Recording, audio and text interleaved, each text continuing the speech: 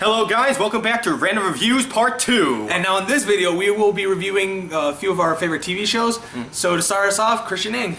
Okay, so what I'm learning about is that yesterday on March 7th, I just saw Clone Wars Season 6, The Lost Missions on Netflix. So after seeing a few episodes, I say that it was very impressive and that I am impressed that they decided to close the series off with a bang. I mean, it talks about, like, I know I don't like to talk about spoilers, but it has to do with something very tragic that happens in episode 3 that caused Jedi to fall and the Empire to rise. But nonetheless, it answers a few questions that lots of people are learning about, and also it gives some homage to some of the original series and anything in the expanded universe. Now, as a big fan of the Clone Troopers, it's best that the episodes do talk about and show more clones than it did in the first few seasons of the Clone Wars. Nonetheless, there's still more character development. You still see your favorite characters, and it's a little sad that you may see some of them depart and have some untimely deaths, but that's what paves the way to the new series called Star Wars Rebels, which I'm somewhat excited for since it's between episode 3 and 4 and it's like about the Galactic Empire and the creation of the Rebel Alliance. So that's what I look forward to, and if you have any Netflix accounts, I say look up Lost Missions of the Clone Wars Season 6. It does not cease to surprise and impress any fans of Star Wars and the expanded universe. And off to Manchester Dio about his show. Okay, so the first thing I'm going to review right now is these two shows that I love a lot. They're technically one because they're kind of correlating their spin-offs, but whatever.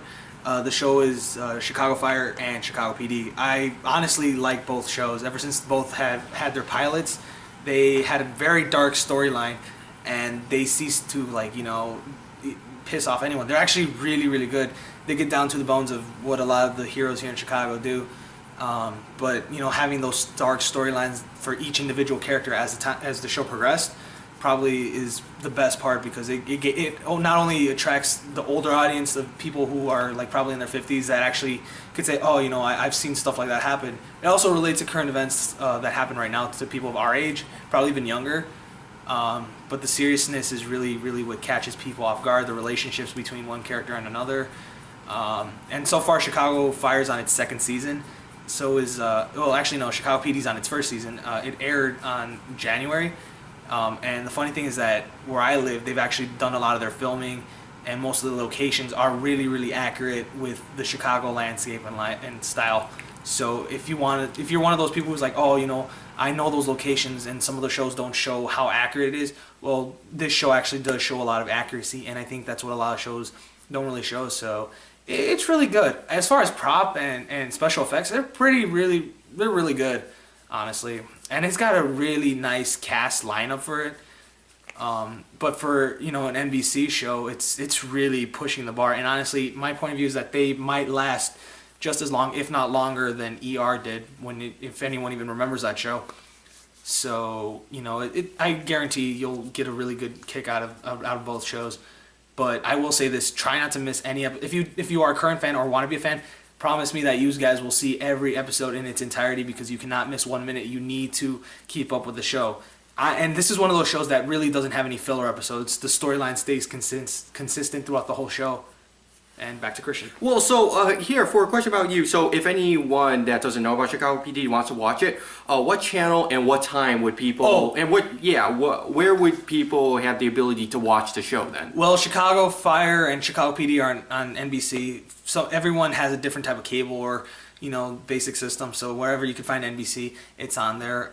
It's at 9 o'clock in normal Chicago time, but in other places it's like an hour behind or so forth for the people that aren't from Chicago. Check your local listings. And the first season for Chicago Fire is actually on DVD right now, so if you want to go pick that up at any Best Buy or wherever they sell DVDs, I highly recommend it. It's really a great show to actually watch. For Chicago PD right now, it hasn't released. Did I say Chicago Fire or Chicago PD? The Chicago Fire, the first season is out on DVD. Right. Chicago PD hasn't released any, you know, DVDs yet because it's still in its first season. And right after, you know, season 2 of Chicago Fire ends, Chicago PD will actually start its second season, and then Chicago Fire will transition to its third season. So I highly recommend it. And so basically, that is our time for Random Reviews Part 2, talking about mass media and TV shows from cartoons to regular TV. So we hope you like our video and make sure you subscribe to Christian Ing, the channel, and it's going to change to Bad Productions. So nonetheless, we hope you'll see you later and have a nice day. Give me a hell yeah if you like it. Hell yeah. I meant the crowd, but... I got you. Okay, fine. Since we can't see that, just hit the fuck out of the like button. I never said I censor myself.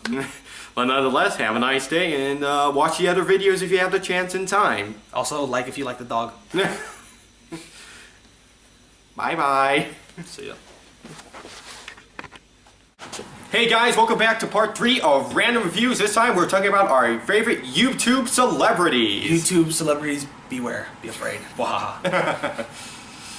So basically, my favorite is obviously Freddie W. Not only does he do some great films and special effects, but also he is Asian. Yeah, I know, I hate to sound stereotypical, but then again, he's the reason why I got into at least special effects, or at least filming, and just working with lots of people, just to show fun and make people enjoy my type of creativity and works of art.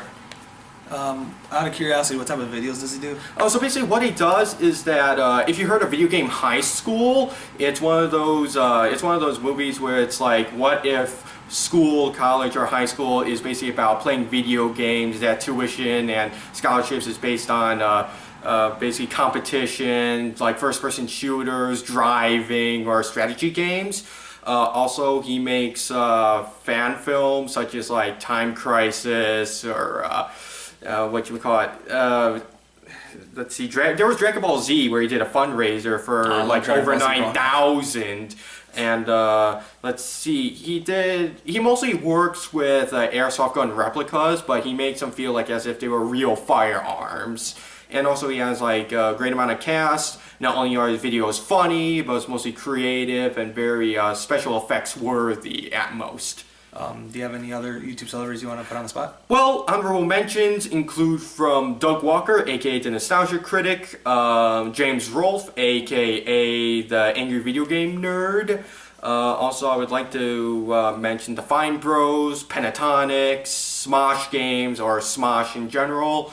And I mean, that's pretty much it. I mean, those are my like top favorite YouTube channels and celebrities. And eventually, in time, as these videos get more and more, more makings and whatnot, we will actually start reviewing each one. So the names that come out right now, it's just a start, but we'll go through them thoroughly. As for me, the first person I actually want to talk about who has this YouTube channel, one of my more favorite channels that I always check out is this guy named Charlie Para del Rigo. The guy is a really amazing guitarist. He does covers of video games, theme songs, pop songs that not many people like at all, and I'm probably one of them, but he somehow turns it into probably the greatest type of shit that's out there. And in his channel, he actually includes some of his original music, and he even has some guest musicians such as Dino from Dream Theater and a lot of other people here and there, even a few YouTubers.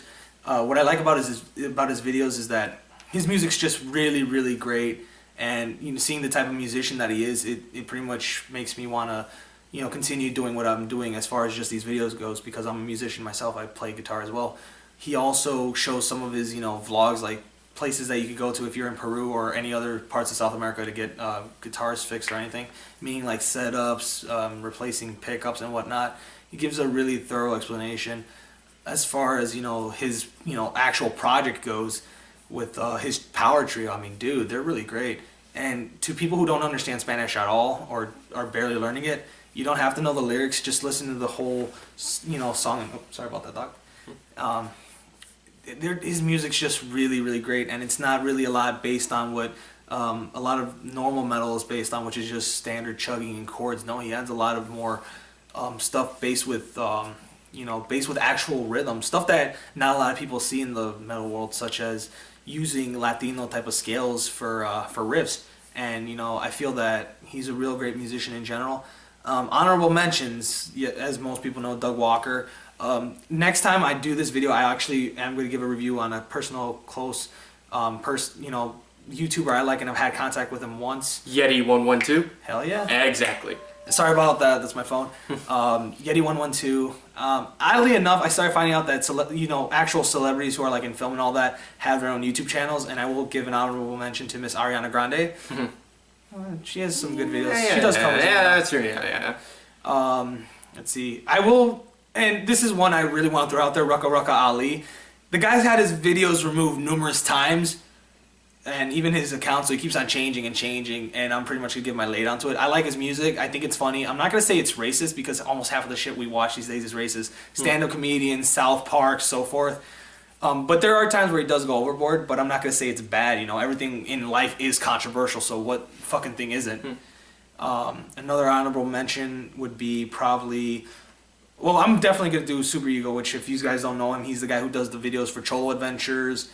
His real name's Eric G. Ochoa, and I will include some of his friends like George and I know him as Sleepy Brown, but his YouTube channel is called Mijito Lex. I will also do a review on imported TV.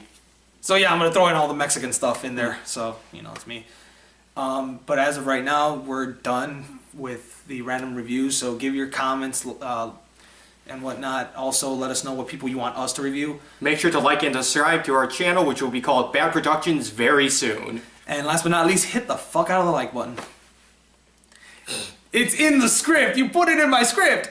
No, I did not. He's lying. He did put it in there. Improv, yes, and I hope you guys have a nice day and watch any other videos. Se cuiden. Yeah, órale pues.